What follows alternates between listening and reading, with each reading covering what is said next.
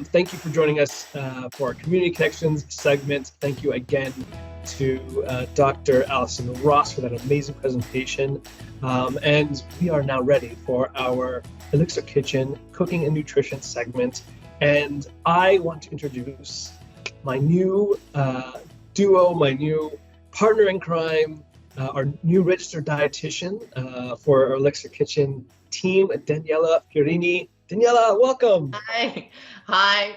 Hello, everybody. Thank you, Jeremy. That was lovely. It's great to work with you again, Jeremy. We've known each other for a number of years. So I am a dietitian at Princess Margaret and worked there for, a few decades. And as of last week, I am joining the incredible team with the ELLICSR Health, Wellness, and Cancer Survivorship Center on Wednesdays and Thursdays. And I am the new sidekick for Jeremy for this session. Stephanie is well. She's great. She has just embraced a new life journey, new opportunities, several provinces away. So let's get to the good stuff, right? So today we are featuring 3 simple and healthy recipes. We thought they would work well with our partner Ovarian Cancer Canada today. And they are the walnut pear focaccia, the apricot orange cashew bites, and an apple pie smoothie, which always gets my mouth watering when I hear that. Apple pie is my favorite. Each one of these recipes can be fine-tuned to meet your individual needs and health goals. So for instance, if you finish treatment, you don't have any eating difficulties, and your goal is to increase your intake of health-promoting nutrients, then fiber is what we're going to focus on today. And fiber, you've probably heard about it for years and years, but there's always new research on fiber. And cancer prevention guidelines actually tell us to take in about 28 grams per day for women and 35 grams per day for men. And we are nowhere near meeting that. So these fiber-rich snacks that Jeremy is going to prepare for us will help you reach that goal. If you or your family member is undergoing treatment, I do want to bring that into the picture. It may be that you're experiencing loss of appetite, or you're having some difficulties with your GI system, or you've been told you need to avoid fiber because of possible obstruction. We're also going to give you some tips for that, so don't worry about that. These proteins are also rich in protein, and that's going to be really important for your treatment. So I think I've talked enough. I think it's time to go to the recipes. So our first recipe, the walnut pear focaccia, sounds exotic, right? Well, the whole grains, fruits, and vegetables make it rich in fiber, and then the focaccia topping,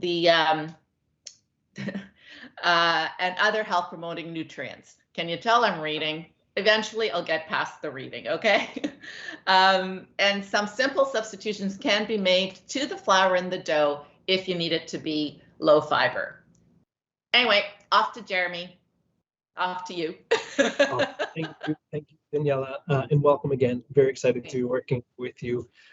So yes, we're going to jump right into our first recipe. So we're making a focaccia. And I'm going to make the dough from scratch. I want to show you how to make the dough from scratch.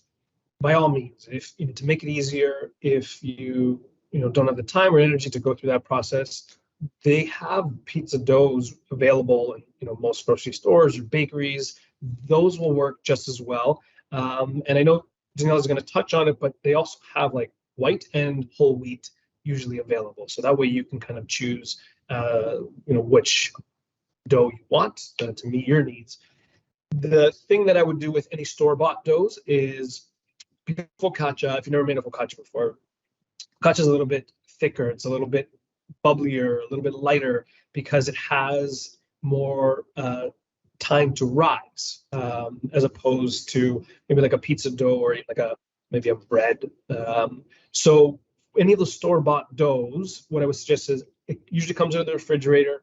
Before you're going to make it, open it up, put it into a bowl, maybe with a little bit of olive oil, cover it, and put it in a warm spot in your kitchen for at least an hour if you can, just to let it rise, let it warm up and sort of come back to life.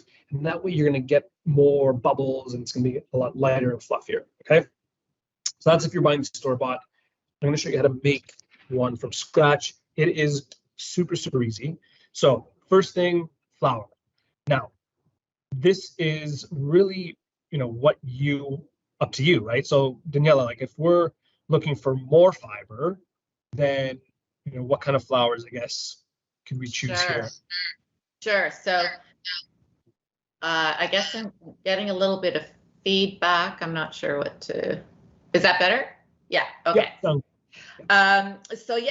if you switch out the white flour, the white all-purpose flour for a whole wheat flour, you actually can add 8 grams of fiber per cup and 8 grams of protein. Actually, there's also pretty good protein in that too.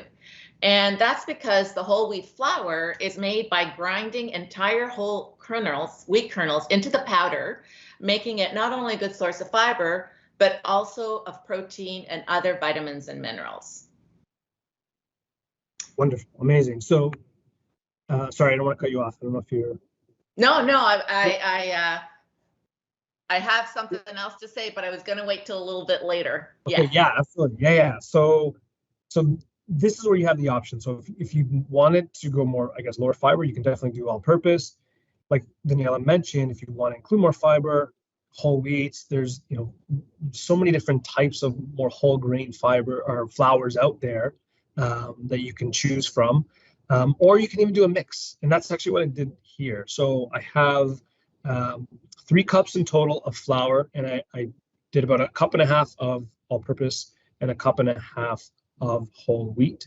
And so you can sort of play with that ratio as you want or as you need. And for our liquid, we're going to add our leavening to that. So we're using active dry yeast to this. I just find it a lot more convenient. It's a lot easier. You don't really have to do much. Just pour it into warm water. Make sure that the water is warm but not hot.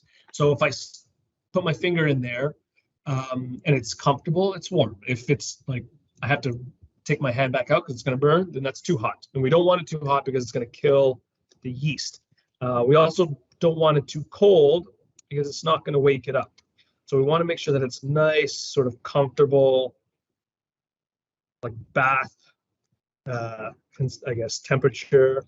That way it starts to wake up the yeast, and this is going to help to create all those air bubbles and that rise in our focaccia. So I'm just giving it just a quick stir.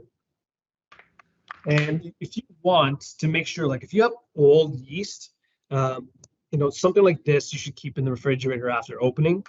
And it says usually, use within like 6 months, usually on those jars.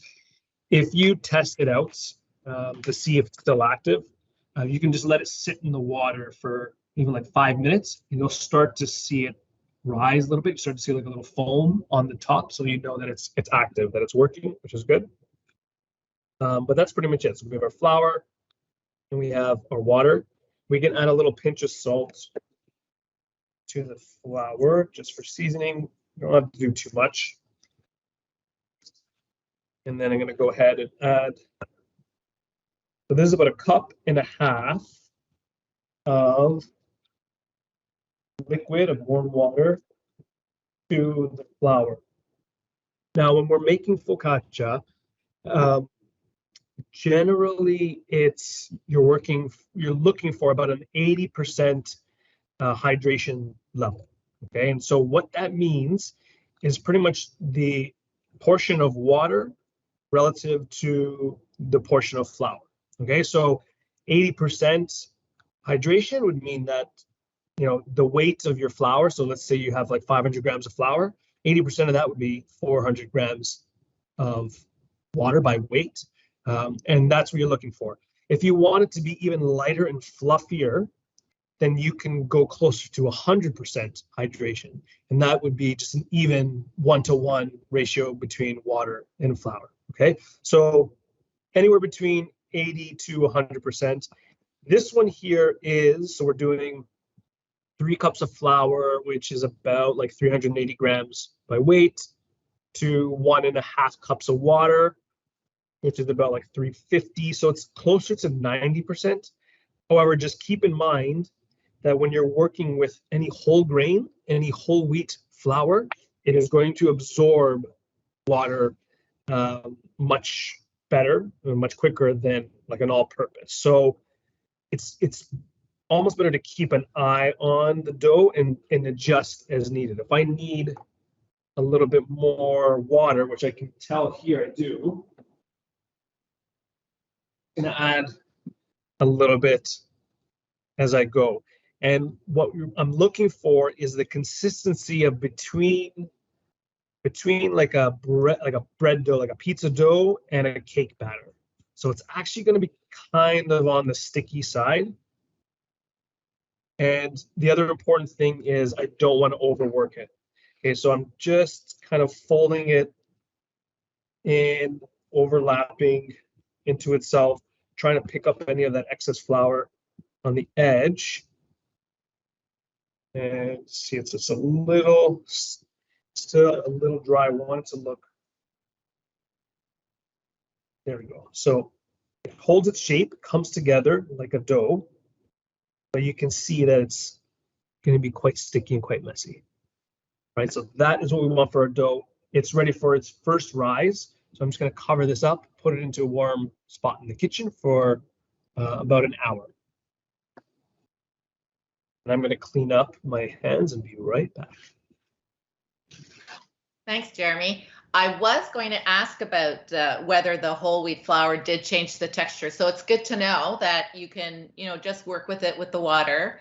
The other thing that you could do, and of course I asked Jeremy this yesterday because I have ground flaxseed in my fridge. And so when I have it around, I'm always putting it into everything, putting it into my cereal, putting it into my yogurt. And I just wondered whether it could be added to the flour mix. And I was happy to hear that you can actually add maybe a couple of tablespoons. And that can add fiber that way. It'll also add omega-3 fatty acids. So glad to hear that's possible, right, Jeremy? Not a problem to do that. Absolutely. Yeah, for sure. Any of those ground flax, ground chia, you can absolutely add that in. Again, just keep in mind that those are also going to contribute to absorbing more water. So just adjust. You might need to add a little bit more. All right, so cover it. You can put a little cling film or just like a nice clean, damp dishcloth and off to a warmer part of the kitchen. Give that an hour rise, and then after it rises for an hour, you can either put it in the fridge and you can store it there for even up to like 72 hours. And you're going to get it's a slower rise because it's cold, it's in the fridge, but it'll still continue to build some more air bubbles. Or if you want to skip that, put it right into your baking dish or wherever you plan to, cook it in.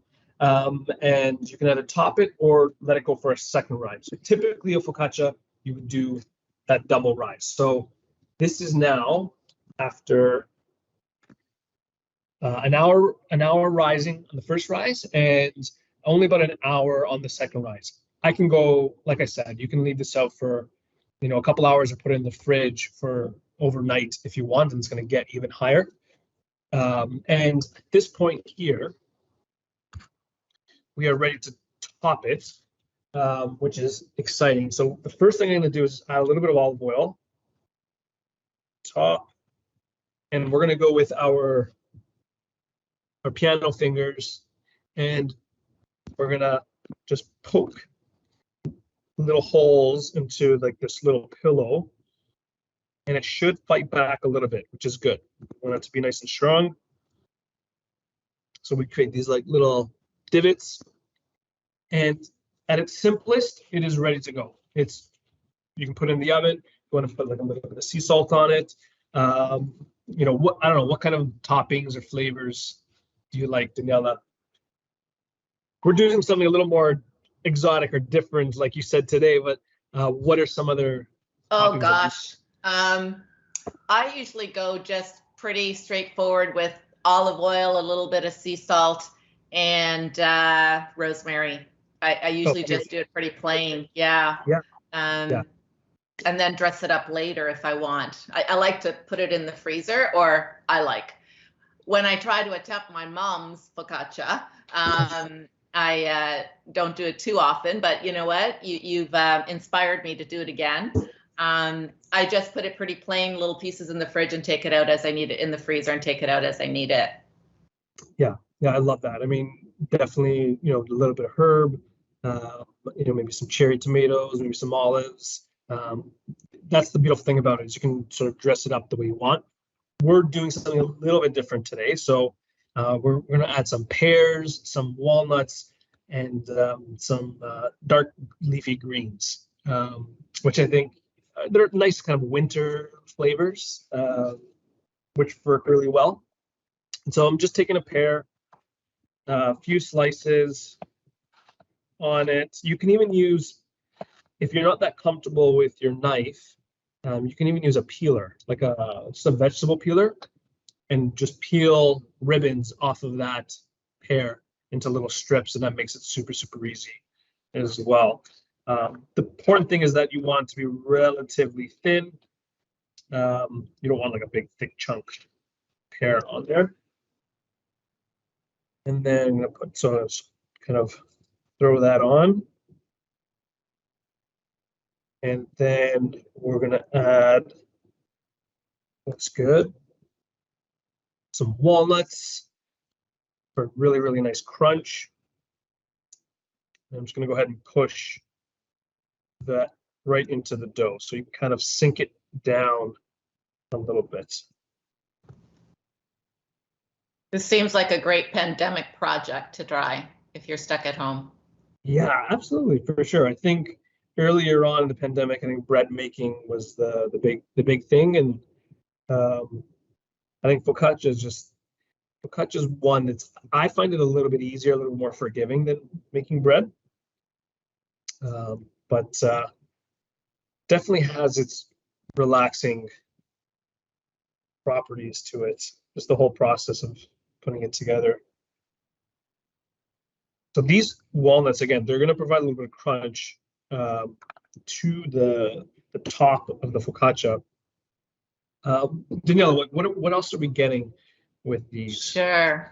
So what I love the combination of the pear and the walnut. So the pear in itself is actually one of the higher fiber fruits. So it's a great addition to the focaccia. There's actually 6 grams of fiber in a medium pear. And now the walnut is, I didn't know this until yesterday, the most extensively researched nut out there. And there's emerging research that actually shows that walnuts have cancer protective properties.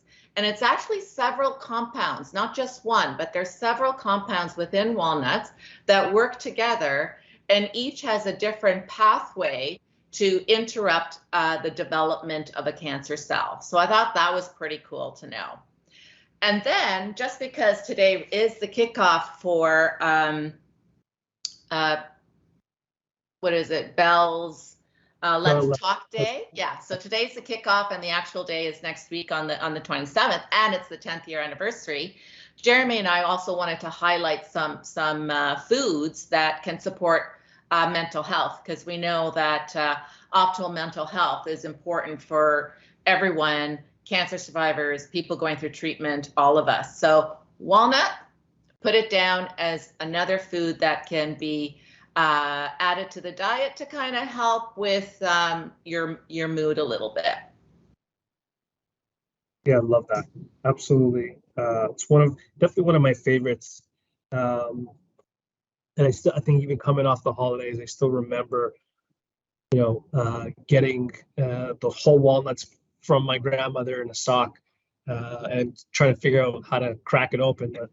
Managed to, and obviously very delicious. All right, so we have some pears, some walnuts, and then I wanted to throw some nice greens in there. Any of the winter greens are really, really will hold up in a dish like this, just because they're a little heartier and they'll withstand baking.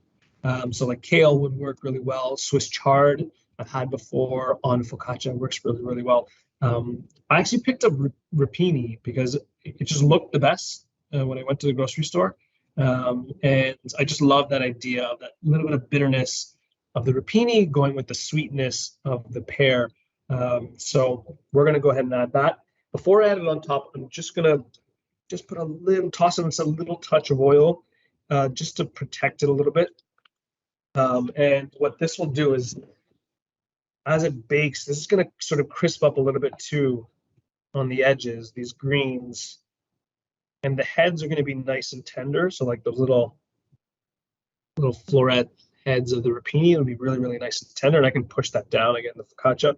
And the leaves are going to crisp up a little bit, almost like kale chips. So you have a nice little crunch in that as well. And again, you don't want to overload the focaccia. I think you want to let the actual dough itself shine. But a little bit on top, some nice color and flavor, I think works really well. And then if you want to throw some herbs on there, I know Daniela, you mentioned rosemary. Rosemary would go really, really well on this. I just had some thyme, and you can use dried or fresh. Both will work. So I'm just going to pull some of these thyme sprigs off. The one top. If you want to get kind of fancy, you can, I guess, throw a few like branches over top, but then you got to pick those out after. So just going to sprinkle some of this. And then I had some red onion in the fridge, and I thought that would look really nice on top as well. So, okay, maybe we're getting a little fancy here, but this is just to show you have options, right? And for such a great snack, alternative, to do something like this, a big sheet like this, and then you can cut this up into like little squares. And I think Daniela, you mentioned like you would throw yours in the freezer, right? Like this would be amazing. Freezes so well. Yeah. I love the combinations you put together. I know that many people, going through treatment or even after treatment talk about taste changes. And so I like the idea of being able to experiment with this, right? It's very versatile, and you can figure out what taste is going to work for you. That's good. Absolutely. Okay, so there is the top of focaccia. I guess the thing about the focaccia, from what I remember making it, is not to be too shy with the olive oil, but again, you can adjust as you need. So if you're looking to reduce it, you can go a little lighter, but it's a great way to add some extra calories, right? Daniela, like we're trying to. Excellent. It's olive oil is one of the healthier fats, and it is that's pretty well what we say at the hospital is like if you are losing weight and you don't have appetite, drizzle olive oil on your veggies, drizzle more onto, even your potatoes if you're having potatoes, and now your focaccia. Yeah. Absolutely. All right, so focaccia is dressed. Now the recipe that I gave, so with the 3 cups of flour, 1.5 cups of water, you can easily fill in like an 8x4 baking dish like this, and it'll come out thick, but it'll rise to probably about level with the pan. If you want it to be a little bit thicker, you can obviously go with a smaller pan. So I actually like this recipe in like a cast iron, like 8-inch or 9-inch round, and it comes up above, and it makes this really, really nice sort of thick crust, which is what I did the first one in. So I'll show you in a second. But even in a larger pan, it'll still work just as well. And the longer you let it rise, it'll actually come up a little bit higher across the edge, which is great. So this is ready to go into the oven, 425 degrees Fahrenheit, for about 25 to 30 minutes. So if it is on the thinner side, you can err closer to like 25 minutes. If it's going to be thicker, then go a little bit longer, go 30, 35 minutes. You're looking for some nice, really nice golden brown on top, but also keep an eye on your ingredients because you don't want them to burn. If you find, and actually I'm going to show you. So I did one ahead of time. And here we go. Really, really nice golden brown. Awesome. Yeah, the pears kind of crisped up on the edges a little bit. We have the onions and the rapini there, and a little bit of the golden brown on the crust. And what I was going to say is like, this is perfect for me. On the screen, I'm looking at like, it looks burnt. It's not, I assure you. I think it's just some color adjusting there. But if you do find that your ingredients on top are getting a little on that dark side and you still want to keep the focaccia in a little bit longer so that it, cooks fully and you get some nice crust on the top, just cover it with a little bit of foil, and that'll slow down the browning of your ingredients, but your focaccia will still be cooking. Okay, so you can kind of play with it as you need. But here is the finished version. So this took about 30 minutes in the cast iron, and the cast iron is already like pretty well seasoned, but any baking dish that you put it in, make sure that you do put a little bit of oil in the bottom. You can even put a little bit of parchment in the bottom if you like. That way it pops out easily, but this one, just to show you, comes out beautifully. Oh, Jeremy, I wish you could just send it to me through the TV, through the, I know. the screen. Not the TV, the screen. Definitely one of the biggest drawbacks of the virtual is you'll have to try this. You have to make it yourself. So hopefully at least inspire you to try a recipe. But I'm gonna cut a piece of this. We can see what it looks like on the side. So here we have our nice little focaccia, and this is really, really nice and fluffy. This is with that half whole wheat, half all purpose. And yeah, I mean, this is great to enjoy now. I love the idea of cutting it off into little squares, throwing it in the freezer. But Danielle, you mentioned actually a really good idea before. Is like you can, because it's so thick, you can cut this in half and even use it like almost like make your own little sandwich, right?